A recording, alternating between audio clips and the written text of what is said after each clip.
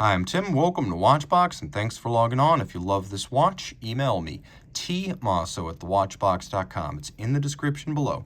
It is your purchase and pricing email question line for buying this or any watch you see on any Watchbox platform. Please reach out to me directly. Email tmosso@thewatchbox.com for pricing. Today, we're discussing a true classic and the most enduring of the four original A. Lange Söhne models launched at Dresden Castle in the fall of 1994. The reborn Lange brand, which was refounded in 1990, has been defined by this watch, the Lange 1. And here it is in its most classical configuration. Yellow gold, 38.5 millimeters, silver dial. This watch does have one major upgrade, though, that makes it a bit non-standard. We'll get that in just a moment. Taking a quick look, 38.5 millimeters in diameter. The watch measures 10.1 millimeters thick, and it's 47 millimeters from lug to lug with a 20 millimeter spacing between the lugs. Throw it on my wrist. My wrist is 16 centimeters in circumference. Wears nicely. I could recommend it for a wrist as small as 14 centimeters circumference, maybe even 13 and a half if your wrist is very flat across the top. You can see easily sliding beneath the cuff, and the lugs at 47 lug to lug are coming nowhere near the edge of my wrist. The strap is a high-grade piece. It is a very dark brown, large rectangular scale alligator leather with a folded edge and a monotone stitch. On the bottom, you can see calf skin. It is a brand new Lange factory strap. No crimping, no gouging. Here's the upgrade. These watches are not conventionally shipped with deployant clasps. But at some point, the owner of this one decided to upgrade and treated his watch to a Lange folding clasp. Not only does it add more gold and more weight to the watch, but like all folding clasps, it creates a loop of the strap from one side to the other, making it harder to accidentally drop your watch. Taking a quick look at the caseband, signature Lange. Lugs physically broken out from the caseband. They have separate forms, satinated mid-case, satinated date pusher control. You can see that's how you change the panorama datum right there. The lugs are polished, the bezel's polished, the caseback's polished, and the caseback is set back somewhat, so it creates the impression of an even thinner watch on the wrist. We have a Lange branded crown. You can see the bezel has a vertical lip, and then most of it is domed in profile. The dial is both silver white in color and silver in composition. This is a sterling silver dial blank. So the dial is cut out of a solid piece of sterling silver, and then it's galvanized silver white with all the features such as the logo, the up-down for the power reserve, and the note of 2 mainspring barrels. All of that is printed after the fact. The dial features 2 sub-registers. We've got a hour and minute sub-register, and then we have our seconds. We have applied yellow gold indices and radially arrayed Roman numerals. Note the use of an inverted 6 down at 6 o'clock.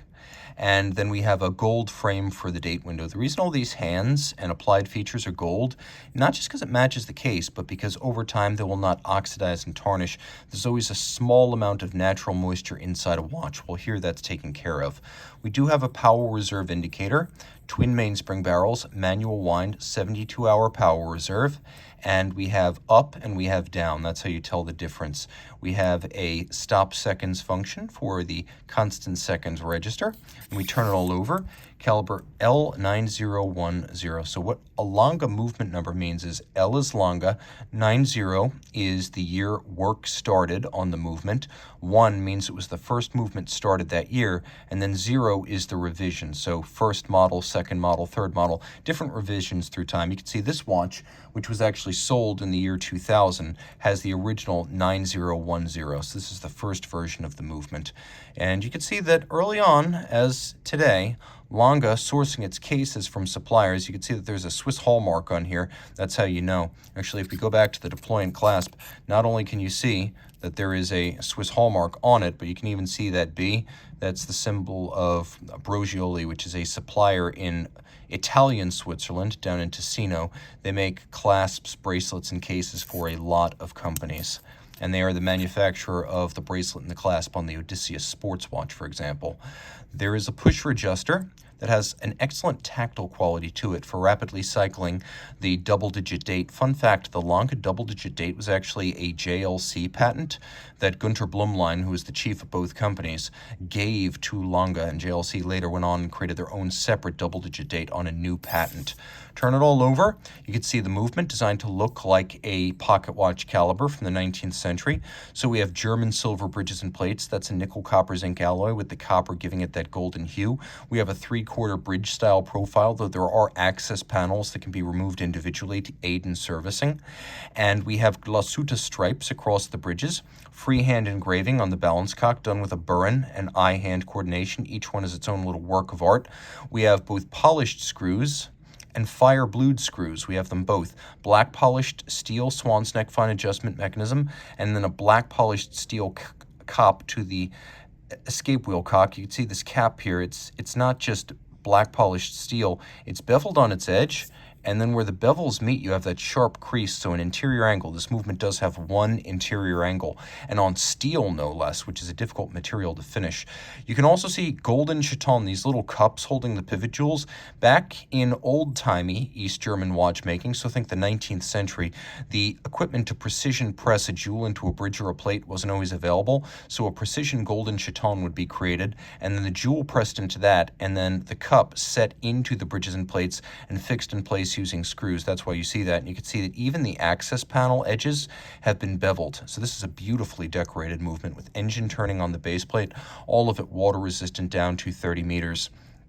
You can see adjusted in 5 positions, which is the high horology and chronometer standard. Pivots on 53 jewels. It beats away at 3 hertz or 21,600 vibrations per hour, and a 3-day power reserve. Just a beautifully decorated movement in a watch that really represents the heart and soul of East German watchmaking in the 21st century. Reach out to Team Mosso at thewatchbox.com for purchase and pricing details.